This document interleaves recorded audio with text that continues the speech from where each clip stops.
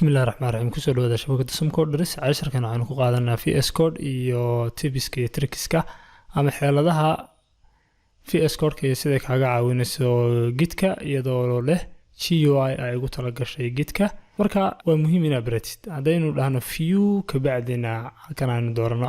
show activity bar halka waxa ka soo baxaya qaybaha kala duwan sida search-kii waxa ku arkaysaa gidki soo hada file hadaynu wax ka bedelno aynu ku darno step 2 وعن لانه سيف halkan waxa jeedaa inuu ku soo qoray hal that means file-kani changes ay ku sameysay marka adan halkan git add dihin baad plus ka taaban kartaa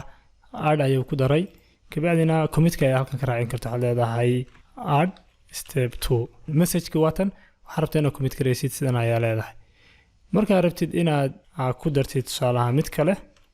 step 3 save dhaho halkan uu keenayaa haddaan file kale wax ka bedelo oo file-sheena kamid ah secret ka bedelo save dhaho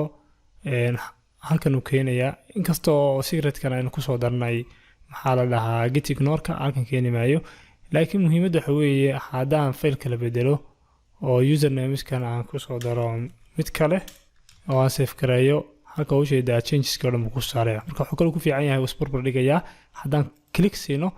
original-ka file-ku sidan uu ahaa kadibna sidan uu noqday oo macnaha waxa weeye waa shaqadii ay noo qaban jirtay git different haddaan infada ku dhuftana markay rasaas u ahaa step kala ku soo dartay waad ka noqon kartaa git checkout ama git reset ayaa sameyn kartaa tusaale kale waxa ku sameyn karaa git add oo ku daraysa mataqaana staging ka dhigaysa adin kale waxaan dhahnaa discard markaan ku dhufano yes dhahno step kan uu ka baxay user-iskana markaan tagna saasoo kale hadaynu discard dhahno isagana xogtina ku soo darno ka baxaysa waxa kale oo jirta halkan inaad ka heli kartid bull marka soo qaadanaysid changes ugu dambeeyay GitHub-ka aynu soo socono waxa kale oo halkan ku arkaysaa dhammaan qaybihii oo dhan branches-kii merge-gii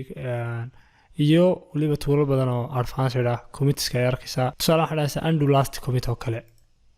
commit-ka ugu dambeeyay sameynay waa kan add step 2 baa ka noqonaa magaca inuu ka bedelna leenahay add